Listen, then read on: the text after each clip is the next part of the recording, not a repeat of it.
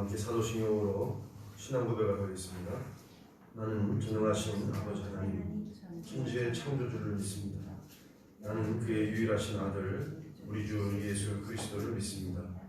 그는 성령으로 잉태되어 동정녀 마리아에게서 나시고 본디오 빌라도에게 고난을 받아 십자가에 못 박혀 죽으시고 장사된 뒤 사흘 만에 죽은 자 가운데서 다시 살아나셨으며 하늘에 오르시어 전능하신 아버지 하나님 우편에 앉아 계시다가 거기로부터 살아있는 자와 죽은 자를 심판하러 오십니다. 나는 성령을 믿으며 거룩한 공교회와 성도의 교제와 죄를 용서받는 것과 몸의 부활과 영생을 믿습니다. 아멘. 찬송가 255장 함께 찬양하겠습니다.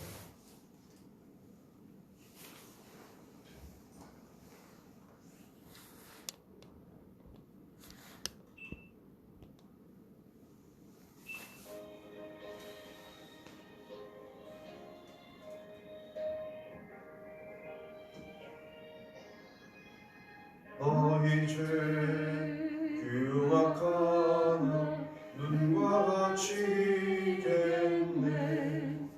너희 죄 흉악하나 눈과 같이 있겠네. 죄의 빛 흉악하나 희게 되리라.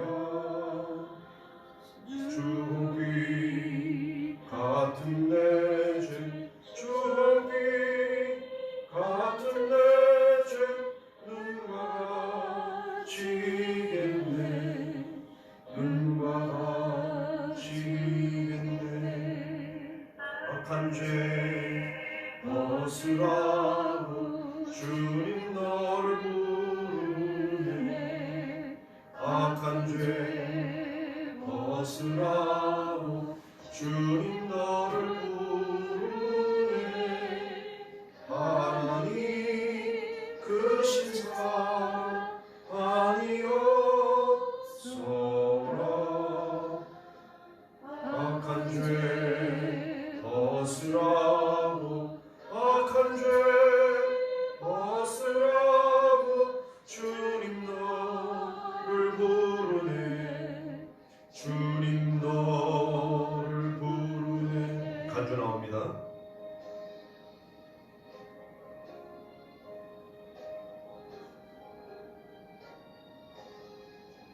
너희 죄 사해 주사 기억 아니하시네.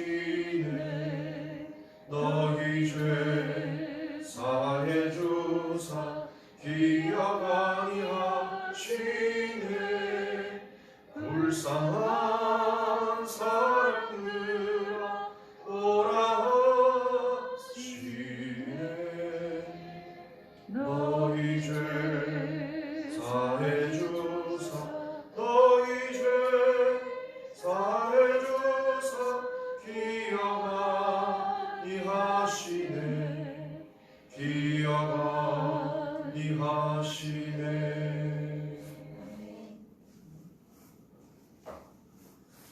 오늘 우리에게 주시는 하나님의 말씀은 창세기 11장 1절에서 9절 말씀을 교독을 하겠습니다.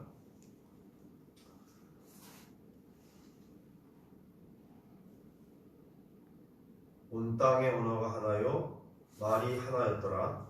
이에 그들이 동방으로 옮기다가 신한 평지를 만나 거기 거류하며 서로 말하되 자 벽돌을 만들어 견고히 굽자하고 이에 벽돌로 돌을 대신하며 역청으로 진흙을 대신하고 또 말하되 자 성읍과 탑을 건설하여 그 탑 꼭대기를 하늘에 닿게 하여 우리를 열고 온 지면에 터짐을 맞아 하였더니 여호와께서 사람들이 건설하는 그 성읍과 탑을 보려고 내려오셨더라. 여호와께서 이르시되 인물과 족속이요 언어도 하나이로 이같이 시작하였으니 이후로는 그 하고자 하는 일을 막을 수 없으리로다. 자 우리가 내려가서 거기서 그들의 언어를 혼잡하게 하여 그들이 서로 알아듣지 못하게 하자 하시고 여호와께서 거기서 그들을 온 지면에 흩으셨으므로 그들이 그 도시를 건설하기를 함께 그쳤다. 읽습니다. 그러므로 그 이름을 바벨이라 하니 이는 여호와께서 거기서 온 땅의 언어를 혼잡하게 하셨음이니라. 여호와께서 거기서 그들을 온 지면에 흩으셨더라. 아멘.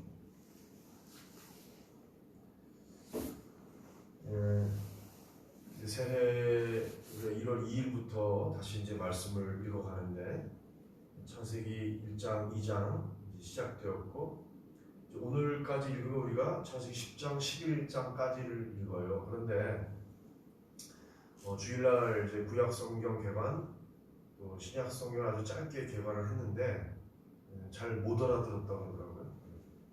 못 알아듣는 게 당연하죠. 말씀을 안 읽는데 어떻게 알아듣겠어요. 근데 창세기 1장부터 11장까지는 굉장히 중요해요. 왜냐하면 원시 역사라고 그러죠. 원역사. 그러니까 우주의 생성, 인간의 역사의 기원, 그러니까 인간이 어디서부터 시작되었고 죄가 어디서부터 시작되었고 이런 모든 기원이 이 원시 역사에 기록되어 있어요. 1장부터 11장.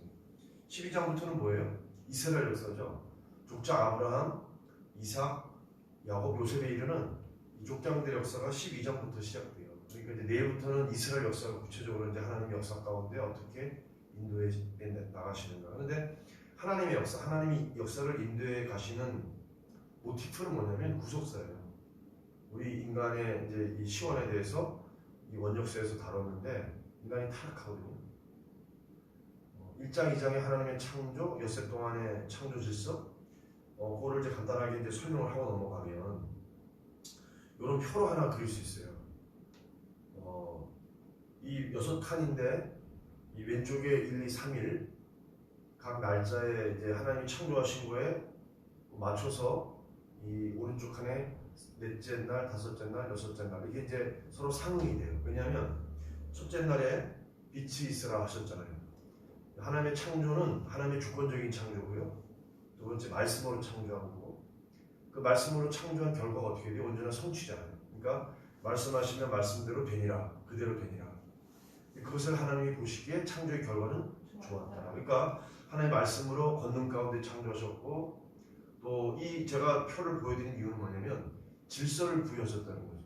혼돈, 카오스, 케이오스 상태에서 하나님이 거기다 질서를 넣은 거예요. 왜냐하면 첫째 날 빛이 있었잖아요.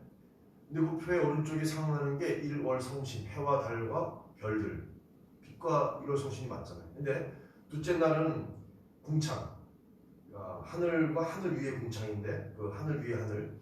근데 그 궁창을 지으셨는데 궁창 둘째 날에 오른쪽에 가면 다섯째 날에 뭘 지으셨냐면 하늘에 새를 날게 하셨잖아요.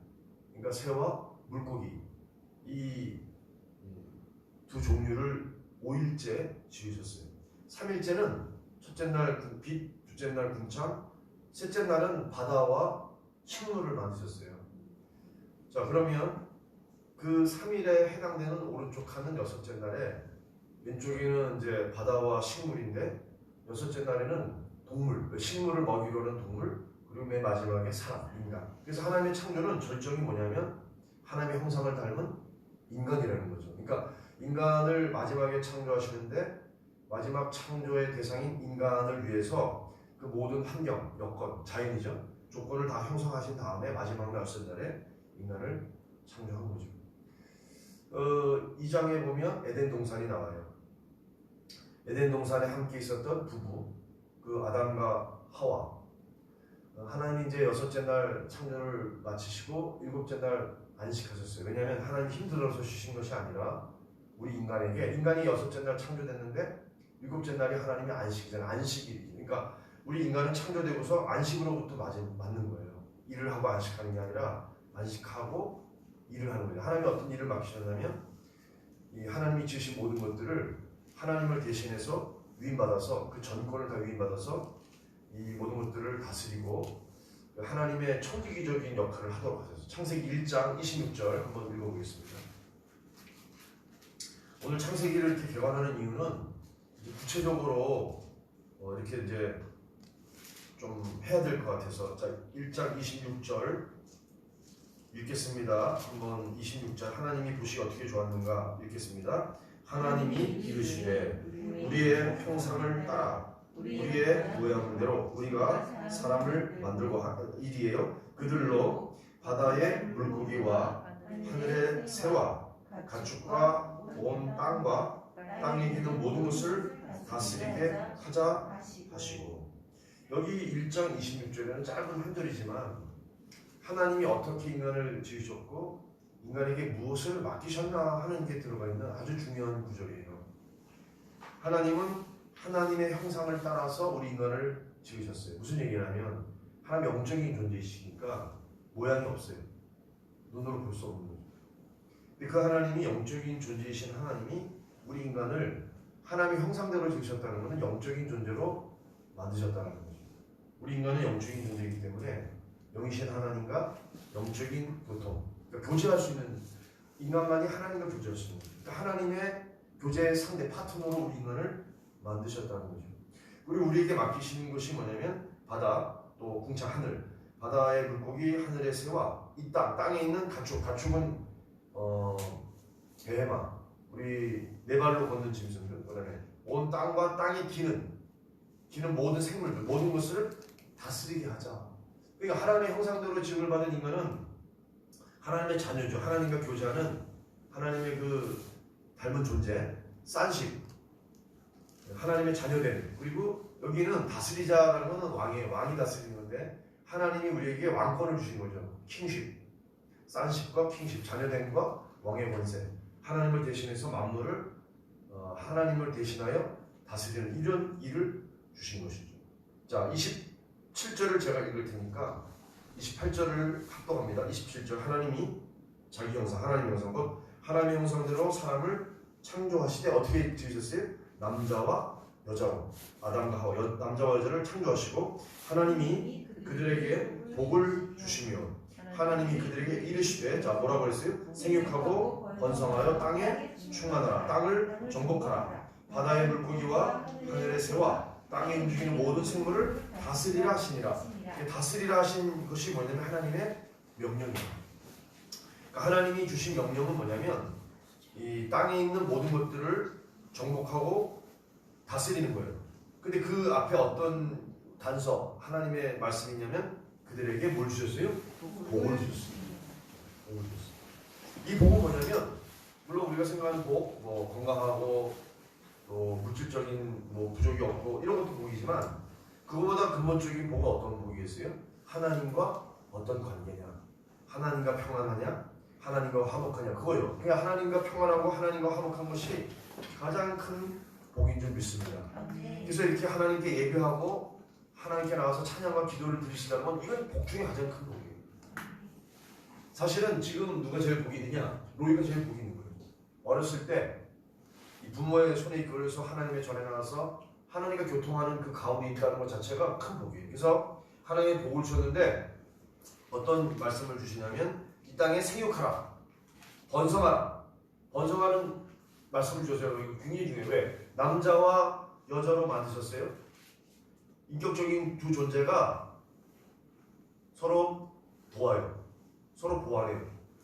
서로 반쪽이에요. 서로 도와야 돼요. 그래서 온전한 한 인격체가 되는 거예요. 그러니까 서로 인격체지만 서로 돕고 함께 구하면서 어떻게 해요? 연합, 일치를 이루는 거예요. 그래서 가정의 원리, 결혼의 원리는 하나님이 남자로 하여금 부모를 떠나 독립이죠.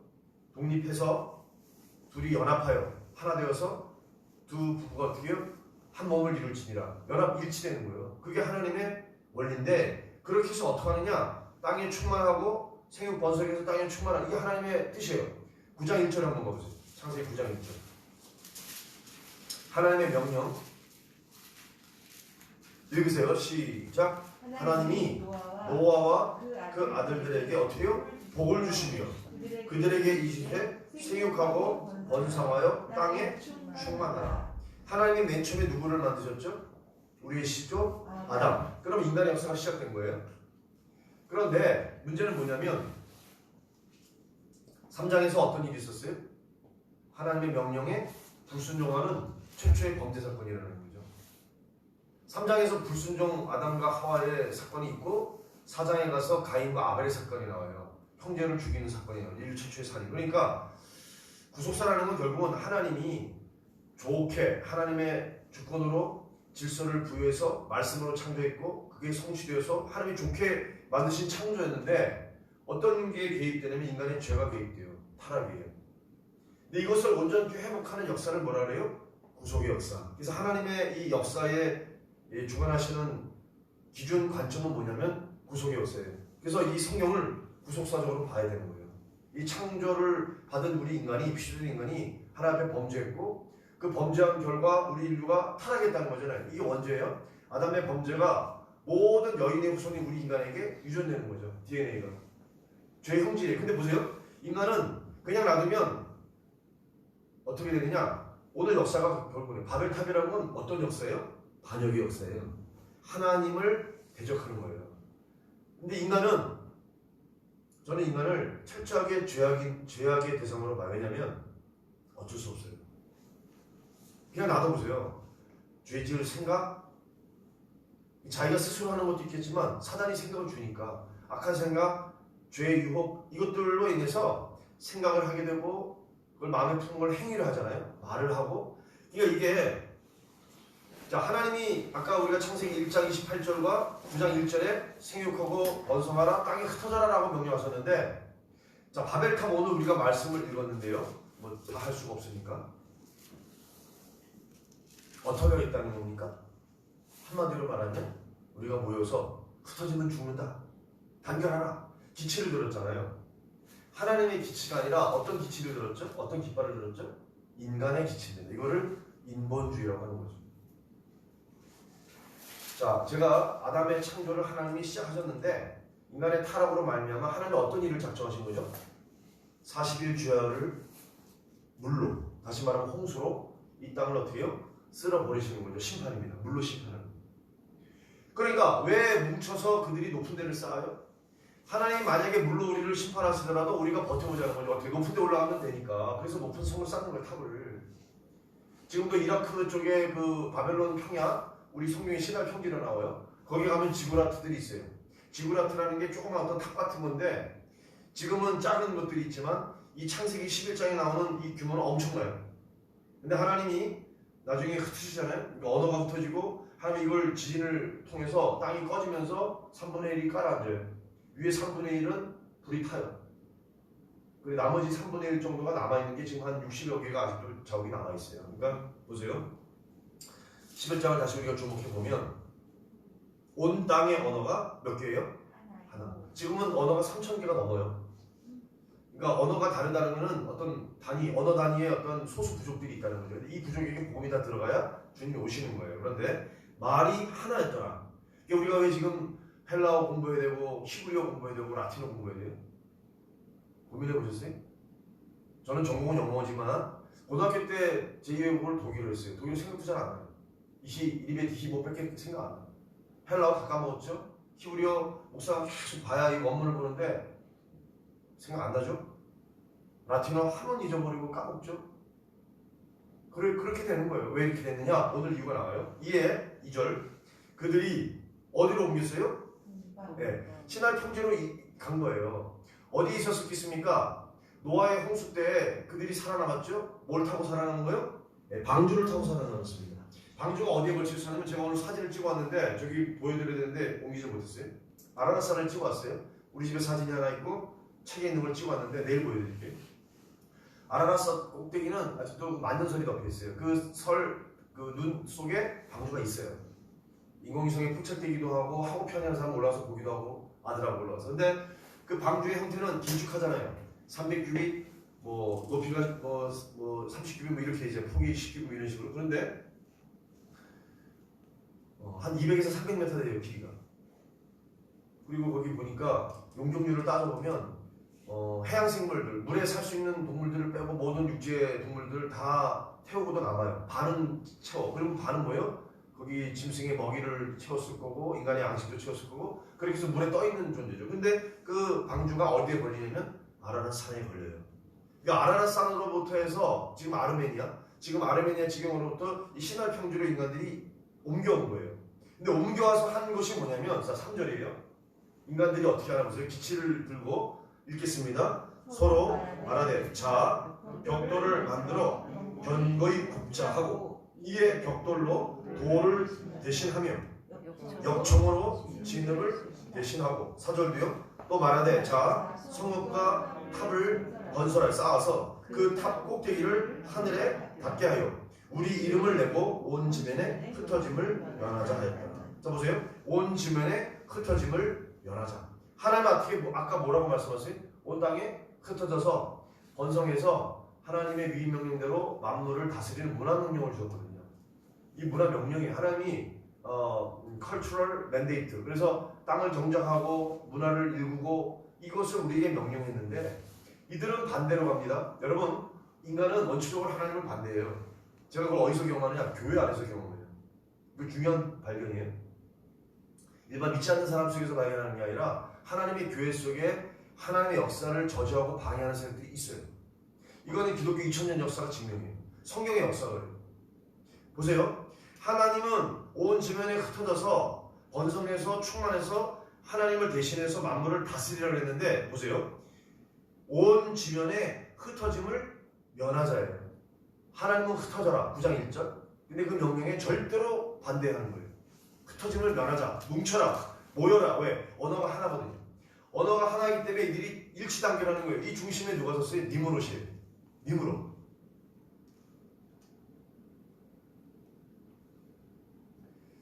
그 10장 앞에 여러 족속이 나와요.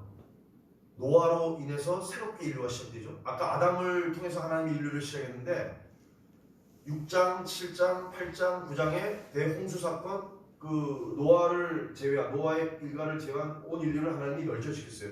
생명 호흡하는 모든 것들을 하나님이 다 멸하셨어요. 물로. 그리고 이제 무지개 언약을 주셨잖아요. 물로 다시는 심판하지 않겠다고.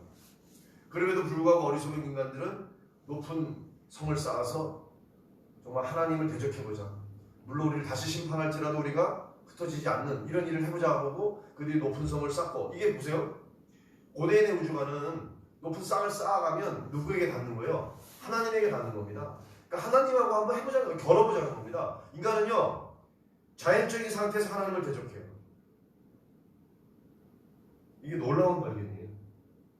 자연적인 상태에서 애들을 봐도 알 수 있어요. 근데 저는 교회에서 이걸 발견했어요. 하나님을 대적하는구나. 하나님의 복음 사역을 흥망하게 하는 게 아니라 교회 안에 이 하나님의 역사를, 구원의 역사를 방해하는 세력이 있다는 거예요. 왜냐? 적그리스도 세력이에요. 자, 그런데 여기 보니까 우리 이름을 내고 이건 뭐예요? 헛된 명예욕이에요. 놀라운 거는 함, 셈, 야벳이죠. 10장에 그 두 종이 나와요. 자, 먼저 한번 보세요. 10장. 노아의 아들들은 누구누구예요? 셈, 함, 야벳. 우리가 잘 아는 대로 그 노아가 이제 평안한 상태에서 평안할 때 여러분 조심해야죠. 넘어지니까. 내가 됐다, 내 신앙이 이 정도면 됐다 하면 넘어집니다. 노아가 살아남았잖아요. 8가족이. 하나님의 그 홍수 심판 가운데 방주를 통해서 살아남았는데 그 포도를 경작하고서는 이게 이제 발효되니까 이걸 마시고 이만 취했죠. 벌거벗었잖아요. 이거 엄청난 수치잖아요. 그게 영적인 노아는 당대 의인이요 완전한 자라고 하나님이 그러셨는데 그 완전한 자였는데도 불구하고 이런 모습이 돼요. 그래서 인간이 죄인이라는 거예요. 죄인이라는 거예요. 근데 그 취한 아버지를 보고 어떻게 했어요? 함이 그거를 들춰내고 셈과 야벳에게 가서 자 보라고. 근데 셈과 야벳은 이 큰 뭐 망토 같은 거 겉옷을 뒤로 해가지고 아버지 하체를 덮었잖아요. 그래서 이 함은 저주를 받죠. 함의 아들이 가나안인데 함족은 제가 이렇게 적어왔는데 함족은요 이런 거예요. 함족은 오늘날 어떤 쪽이냐면 카르타고 쪽, 외국이니까 이집트, 그다음에 베니게는 건 페니키아 쪽이고요. 아프리칸들이 가나안의 후손인 함족이에요. 왜냐하면 하나님이 저주를 해보셨어요. 왜 저주하셨을까요? 그 아비의 수치를 드러내고 조롱했던 것에 대한 하나님의 저주예요. 이 족장이 저주하는 건 하나님의 저주입니다. 족장이 저주한 그대로 되거든요. 이 당시에는. 그러니까 이 함은 이 아버지 아브라함의 노아의 저주대로 뭐가 돼요? 종이 되는 거죠. 야벳은 보통 유럽 쪽이에요. 아리안 유럽, 인도 유럽 쪽이에요. 그러니까 이들은 물질적인 그런 어떤 세상적인 축복을 받았잖아요. 그러니까 페르시아계고요, 인도 아리안, 그다음에 헬라 제국, 로마 제국 이게 다 뭐예요? 이게 다 야베 쪽이에요. 유럽. 그러니까 미국의 유럽 쪽이 들어갔으니까 미국도 마찬가지고요. 아시아 쪽에도 이런 사람들이 있고요. 그런데 셈족은 영적인 목을 받았어요. 누구예요? 이 셈 계열이 바로 이스라엘 사람들이에요. 자, 그래서 2절 보세요. 2절. 홍수 후에 셈과 함과 야벳의 족속이 어떻게 갔느냐. 2절 보세요. 눈으로 보세요. 고멜, 마곡, 마데, 야반, 두알, 메색, 디스라, 고멜의 아들이 아스게나스, 리바, 도갈마 이게 쭉 누구냐면 야벳, 유럽 족속. 그 다음에 6절에 보면 제가 아까 아프리칸이라고 했는데 이 구스가 아프리카예요. 미스라임은 이집트. 그러니까 구스, 미스라임, 붓, 가나안. 그 다음에 그 밑에 보면 스바, 하윌라, 삽드가, 삽다, 스바, 드단. 여기 보세요. 8절. 구스가 난 아들이 누구예요? 니므롯이 이 반역의 기치를 든 사람이에요. 하나님을 대적했던 그 중심 인물이 누구냐? 니므롯이에요. 아까 외치는 게 뭐예요? 자, 우리가 뭉치자, 흩어지지 말자. 하나님 우리를 흩으려고 하지만 이들이 대적해가지고 하나님을 반대해요. 우리가 모으자. 뭉치면 산다. 단결하라. 만국의 우리 사람들이 우리가 뭉친 거예요. 9절 읽어보세요. 시작. 그가 여호와 앞에서 용감한 사냥꾼이 되었으므로 속담에 이르기를 아무는 여호와 앞에 니므롯같이 용감한 사냥꾼이로다 하더라. 여기 사냥꾼이라는 것은 아주 포악하고요. 무력, 힘이 있고요. 그 다음에 계략을 써서 사람들을 어떻게 해요? 전쟁으로 살상하고 강제하는 이게 하나님의 질서하고는 전혀 어긋나는 거예요. 하나님의 질서는요, 평화예요. 화목한 거예요. 근데 이 니므롯을 보세요. 용감한 사냥꾼이라는 게 활 잘 쏘죠. 전쟁 무기가 있죠. 사람을 복속시키고요. 강압하고요. 무력으로 정벌하는 거예요. 이게 전체주의가 됩니다. 이게 나치나 히틀러나 무솔리니 같은 파시즘 같은 이게 전체주의는요. 인간의 개성을 무시하고 말살하잖아요. 그러니까 하나님은 사람을 그대로 있는 대로 인정해요. 사람의 어떤 장점이 있고 단점이 있잖아요. 그대로 그거를 다 인정하는데 이렇지 않아요. 니므롯 같은 경우는 전체주의이기 때문에 파쇼예요. 우리가 이 길로 가자! 획일적이에요. 다양성을 살리지 않아요. 그래서 이게 어떤 분별의 기준이 돼요. 이게 전체주의로 가느냐 아니면 개성들을 살리고 화합하는 관점이냐 이걸 봐야 돼요. 모임이 중요해요. 왜냐면 교회를 보세요. 교회는 모임인데 오늘날 우리 교회가 하나님 중심적인 교회냐 아니면 여기에 질서가 흐르는지 인간의 질서가 흐르고 인간 본의로 인간 중심으로 이게 바벨탑이 없어요. 그러니까 그걸로 분별할 수가 있는 거예요. 이게 하나님의 교회인지 그렇지 않은지. 자, 우리가 셈족을 한번 봐야죠. 21절이 셈족이에요. 21절. 자, 쭉 계속 가나안 그 함족속 나오다가 21절 읽겠습니다. 셈은 에벨 온 자손의 조상이요 야벳의 형이라 그에게도 자녀가 출생했으니 자, 아들이 누구예요? 엘람, 아수르, 아르박사, 룻, 아람, 우스훌, 게델, 셀라, 에벨 그리고 벨렉 나와요. 25절에 벨렉 때에 가서 벨렉이 나누는 건데 이 바벨탑 사건이 일어납니다. 바벨탑 사건의 주동자가 아까 누구랬어요? 네. 함 계열의 후손인 니므롯. 니므롯이 어디서 했냐면 신할 평지가 바벨론이야. 오늘날로 말하면 이라크 쪽이에요. 그 후손의 이름들이 뭔지 아세요? 후세인 뭐 이런 거예요. 사담 후세인. 놀랍지 않으세요? 자, 자오가 셈의 족보가 이래가지고 하나님의 그 은혜 가운데 있어서 이렇게 이제 가는 거예요. 그런데 이제 11장에 이게 이제 튀어나오는 거죠. 자, 11장을 이제 정리하고 마칠게요. 벽돌을 굽자 그랬죠. 벽돌이라는 건 뭐냐면 인공적인 구조물이에요. 제가 전에도 한번 설명을 드렸잖아요. 자, 돌을 뭘로 대신하는 거예요? 인간이 진흙을 구워서 진흙으로 빚어가지고 그 구조물을 구우면 열을 가열해서 만든 게 결국은 세라믹이에요. 벽돌이에요. 놀랍잖아요. 이 벽돌로 구조물을 만드는 게 탑이에요. 아까 제가 설명드렸죠. 탑은 쌓아가지고 결국 누구하고 맞닥뜨자는 거죠? 하나님하고 맞붙어보자는 거죠. 어게인스트 가시. 그래서 아까 하나님 앞에서 니므롯이 하나님 앞에서 까부다 이렇게 나왔잖아요. 하나님 앞에서 용맹한 거예요. 하나님 앞에서 사람들을 무자비하게 탄압하고 무력으로 복수시켜서 그 전체주의를 이룬 거예요. 결국 누굴 대적하냐면 하나님을 대적하는 거예요. 그래서 제가 인본주의라고 하는 거예요. 여기 벽돌로 하나님을 대적하는 성을 쌓죠. 여기 시티 도성이 나오고 배라는 건 탑이에요. 그러니까 도시를 이루고 도시에 탑을 쌓은 게 그 하나님을 대적하는 거예요. 높은 마천루들, 이 도시의 어떤 그 랜드마크들이 다 하나님을 대적하는 상징이라고 보면 돼요. 그 기본 정신이 그래요. 누구의 왕국이냐? 하나님의 도성이 아닙니다. 인간의 왕국을 건설하고 그 인간 무리를 결집시켜서 결국 니무롯이 하나님을 대적했어요. 결국은요, 이걸 어떻게 할 수 있느냐? 교만이. 에덴 동산에 사단의 그 영향을 받은 뱀이, 서펜트가 하와를 유혹할 때 했던 말입니다. 저걸 먹으면 먹는 날에 너희 눈이 밝아져서 누구처럼 된다 그랬어요? 하나님처럼 된다. 이게 교만입니다. 그 말을 듣고 의심하고 회의하고 결국 하나님의 말씀을 반대로 나간 거예요. 정령 죽이려는 게 하나님의 말씀이었어요.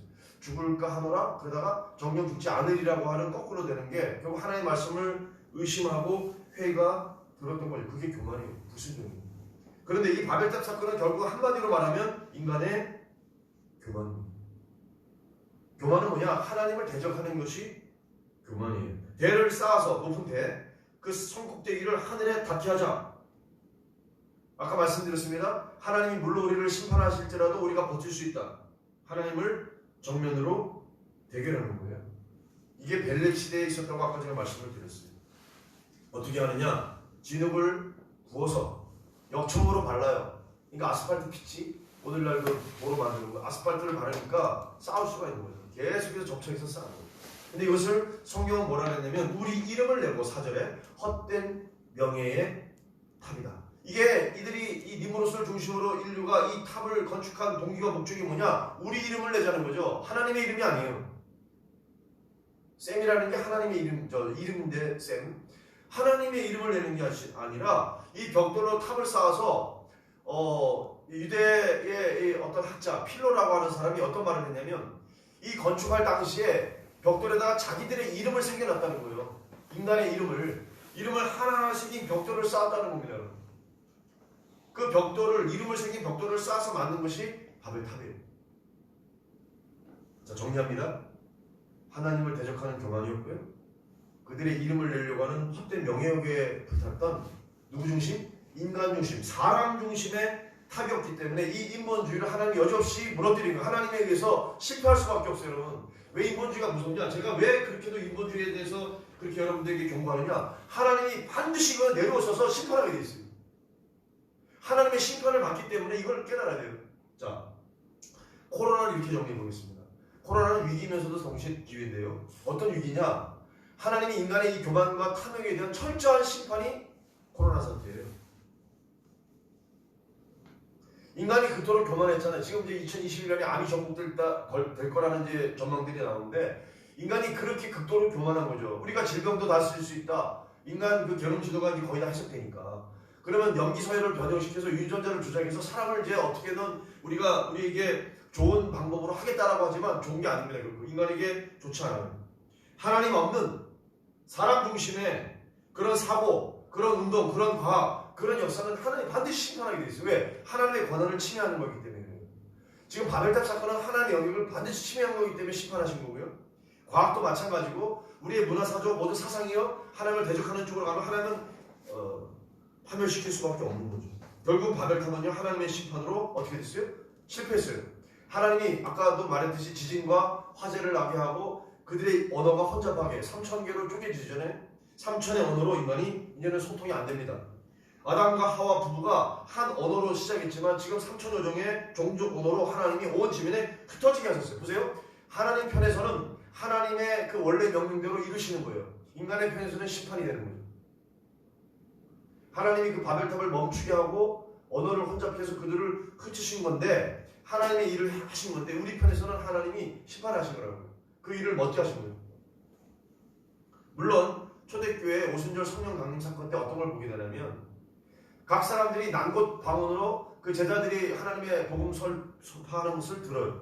무슨 말입니까? 하나라는 거죠. 결국 우리가 천국에서는 하나의 언어로 말할 거예요. 하나의 언어로 천국 방언을 말할 거예요. 하나로 통일되는 경험이죠. 가능성이 있는 거죠. 결국 하나님 나라에서나 우리가 새 이름을 얻고 영원토록 오직 하나님 안에서 성령을 순종하는 성령의 뜻을 따르는 삶을 살아갈 건데 자 지금은 뭐예요? 지금 코로나 위기 초유의 사태가 2020년에 있었잖아요. 우리가 모이지 못하고 비대면으로 온라인 예배를 드리는 그러한 비극이죠 사실은.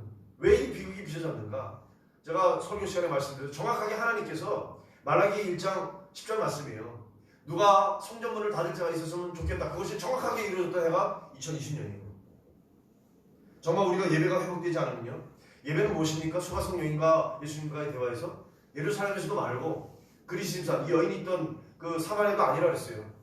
오직 때가 이때라. 어떤 때에? 참되게 예배하는 자, 영과 진리로 예배하는 자를 주님이 찾고 그 찾는 자를 주님이 만나서 그 예배를 받고 싶으십니다. 참된 예배, 영과 진리 예배. 그 예배를 지금요 주님이 사모하고 계세요. 정말 회복된 예배를 찾고 계신, 이건 우리에게 기회죠. 수많은 이 땅의 교회가 아니라 정말로 하나님이 찾고 계시는 그 예배, 그 교회, 그 성도. 여러분, 그렇게 제2의 종교개혁, 마틴 루터가 1517년 종교개혁한 이후에 지금 이 코로나 사태에 하나님 어떻게 보면 새로운 질서, 새로운 교회, 새로운 그런 성도들의 삶을 기다리실 거예요. 그건 우리에게 기회예요. 이 기회를 찾아가는 저 여러분 되시기를 주님의 이름으로 축원합니다. 기도하겠습니다. 하나님, 창세기에 기록된 인간의 역사는 하나님을 대적하는 교만의 역사예요. 하나님 헛된 인간의 이름을 추구하는, 명예를 추구하는 하나님 욕심의 역사예요. 하나님, 결과적으로 하나님의 심판을 받은 하나님 그러한 역사임을 고백합니다. 하나님, 그들의 모임은 과연 하나님을 중심으로 한 모임이었는지, 인간을 중심으로 한 모임이었는지, 하나님, 우리의 교회는 과연 하나님을 중심으로 한 모임입니까? 아니면 인간의 사고가, 인간의 사상이, 인간의 정신이 중심이 된 그런 모임입니까? 하나님, 이 코로나 사태를 통하여 하나님은 우리에게 우리의 자신의 모습을 직시하라고 말씀합니다. 하나님, 우리가 모이지 못하고 비대면으로 온라인으로 예배드린 초의 사태를 우리가 맞이하면서 하나님, 이것이 하나님께서 우리에게 새로운 기회를 주시는 새로운 도약의 기회일 수도 있다는 사실을 깨닫습니다. 하나님, 마틴 루터가 오직 말씀으로, 오직 은혜로 하나님 그 교회를 개혁했던 그 제2의 교회 개혁이 지금 일어날 때 아닙니까? 하나님, 새로운 질서로, 새로운 모습의 예배로, 새로운 교회와 새로운 성도의 삶으로 하나님 우리를 부르시오니 하나님 그 부르심 가운데 응답하는 저희들, 하나님 말씀이 샘솟는 교회 성도들 되게 하여 주옵소서.